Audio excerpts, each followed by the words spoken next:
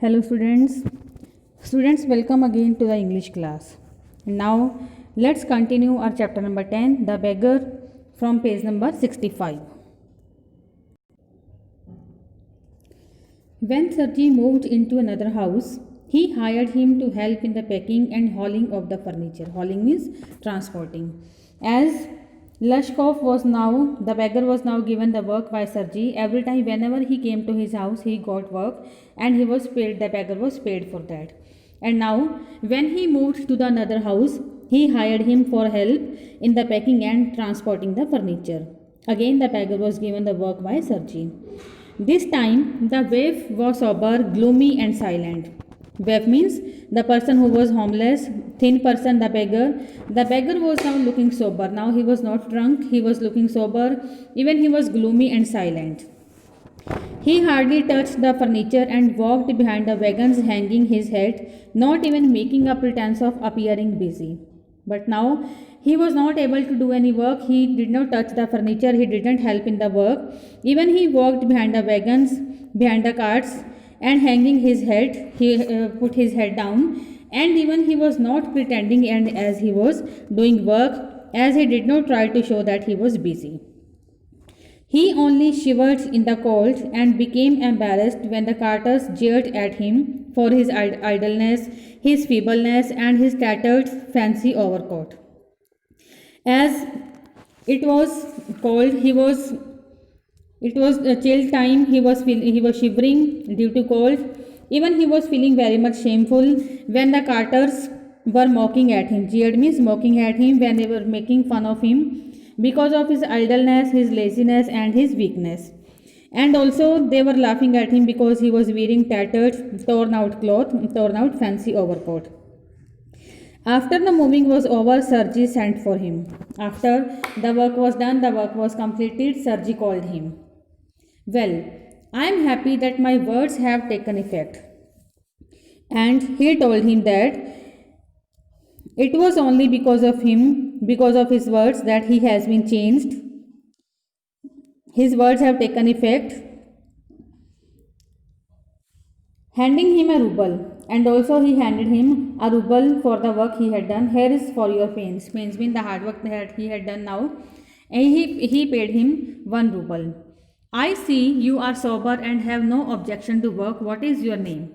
And now this time he saw that he was not drunk, he had left drinking, he was sober, and he had no objection to work. Then he asked me what his name was. Lashkov. Well, Lashkov, I can now offer you some other cleaner employment. Can you write? Now he told his name and he said that his name was Lashkov, and then he told him that I will give you some other work, even cleaner employment. Now he asked him if he could write. Then Lashkov said that he could write, he was able to write. Then, take this letter to a friend of mine tomorrow and you will be given some copying to do. Work hard, don't drink, and remember what I have said to you. Goodbye. Then Sarji gave him a letter, and he told him that take this letter to his friend and he would be given some work, some copying work to do. And also he advised him to work hard and not to drink, and also to remember whatever he had said to him. Then he wished him goodbye. Pleased at having put a man on the right path, Sarji tapped Lashkov kindly on the shoulder and even gave him his hand at parting. Now he was very much happy that he had made one man on the right path, he had put the man on the right path. Then he tapped Lashkov on his shoulders and gave him his hand when he was parting, when he was leaving the place. His hand means he shook his hand with him when he was parting, when he was going from there. Lashkov took the letter and from that day forth came no more to the yard for work. Then he took the letter and after that day he was not seen in the yard for the work. 2 years went by. Now 2 years passed by. Then one evening, as Sarji was standing at the ticket window of a theatre paying for his seat, he noticed a little man beside him with a coat collar of curly fur and a worn sealskin cap. Now, one day, Sergey was standing at the ticket window of a theatre. He was paying for his seat. Then he noticed that a man was standing beside him. He was wearing a coat collar made of curly fur, and also he was wearing a cap made of sealskin. This little individual timidly asked the ticket seller for a seat in the gallery and paid for it in copper coins. Now, this little individual whom Sergey was trying to recognize, he also asked for the ticket seller for a seat in the gallery, and for that he paid in a copper coins. Lashkov, is that you? Cried Sergey, recognizing in the little man his former wood chopper. How are you? What are you doing? How is everything with you? Now, Sergey recognized that this is Lashkov. He recognized the little man as his former woodchopper. He found that this little man is his former woodchopper, and then he asked about his whereabouts.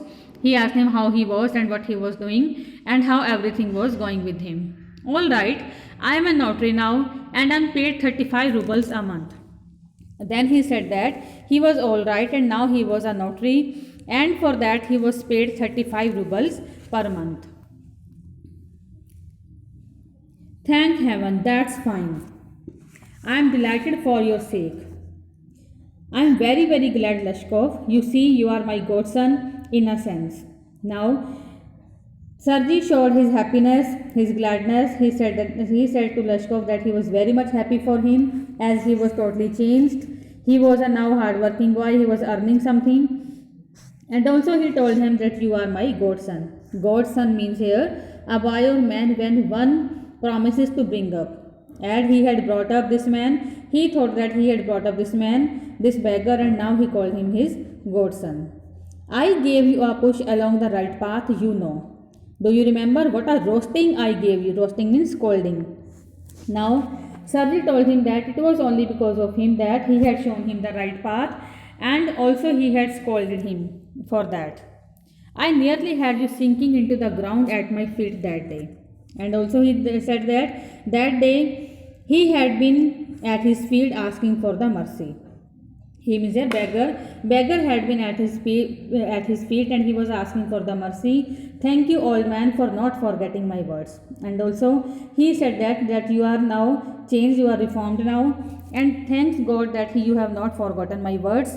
You kept my words, and you are earning. Now you are a hard-working boy. Thank you too, said Lashkov. Even Lashkov also thanked him. He was also very much grateful to him. If I hadn't come to you, then I might still have been calling myself a teacher or a student to this day. And also he told him if he had not come to him, he had not gone to him, then he might still have been called by the people he had been calling himself as a teacher or a student till this day. Because he was lying that he is a teacher, he is a student. Although he was not a teacher, he was not a student, but to live his life, to fill the stomach, he had to tell these lies. And he says here that if he had not gone to him, then he would still have been called as a teacher or a student. Yes, by flying to your protection, I dragged myself out of a pit. Now, also he says him, it was only because of you that I have been, I am out of the pit now. I am very glad indeed. Thank you for your kind words and deeds. Then again, he thanks him for his kind words and his deeds, for his actions. I am very grateful to you and to your cook. Again, he says that he was very much grateful, he was very much thankful to Sergey and his cook also, cook Olga. God bless that good and noble woman. You spoke finely then, and I shall be indebted to you to my dying day. But strictly speaking, it was your cook, Olga, who saved me. Now, he said that I am very much thankful to you, but also at the same time, he was thankful to the noble woman, to the Olga also. He tells Sergey that you spoke very finely to me, and I am I shall be indebted to you to my dying day, till my death he would be indebted to him. But also he says that at the same time he also thanks to the Olga, that strictly speaking he says that it was only Olga who saved me, who had reformed me. Now he was reformed only because of Olga, not because of Sergey. Now he says, he clears here that he was very much thankful to Sergey because he spoke very finely to him. Also, he would be very indebted to him for his till his death day. But also at the same time, he says that he was very much thankful to Olga. Because of Olga, he was changed, he was transformed, he was reformed, and he had it was only Olga who had saved him. How's that? Now, Sergey became surprised to hear these words. Then he asked about that. When I used to come to your house to chop wood, she used to begin, "Oh, you sort, you, oh, you miserable creature. There is nothing for you but ruin." And then she would sit down opposite me and grow sad, look into my face and weep. Now, he says here that whenever I would come to your house for chopping the woods, then she would start rebuking me, then she would start scolding me, and then she would sit opposite to me, and then she would grow sad and look into his face and start crying. "Oh, you unlucky man, there is no pleasure for you in this world, and there will be none in the world to come. You drunkard, you will burn in hell. Oh, you unhappy one." And so she would carry on, in that strain. I can't tell you how much misery she suffered, how many tears she shed for my sake. Again, he says, he kept on saying that. Again, she would start scolding him, she would call him drunkard. Also, she would say that you would burn in hell. There is no place for you in the world, you are unhappy one. And also, she would keep on saying all such kind of the words. And also, she had always shed tears for the beggar. She had always felt pain for him and always shed tears for him. But the chief thing was, she used to chop the wood for me. And the main thing was that she had always chopped the wood for beggar. As we had read in the starting that he would sit idly there, he would not do any work. But it was said by Olga that he had chopped the woods. But actually, the woods were not chopped by beggar, the woods were chopped by Olga. And now he clears here that thing that often she used to chop the wood for him. "Do you know, sir, that I did not chop one single stick of wood for you?"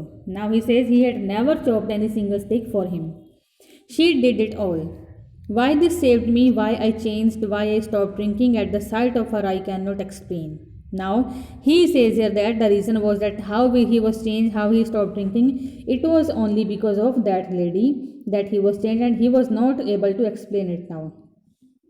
"I only know that, owing to her words and noble deeds, a change took place in my heart. She set me right, and I shall never forget it. However, there goes the bell." Lashkov bowed and departed to the gallery. Now, he said here in the last that it was only the woman Olga who had reformed him, who had saved him. Only because of him he had stopped drinking and he was totally changed. It was only her kindness, her sympathy, her compassion that a change had taken place in the heart of beggar. She had set him on the right path.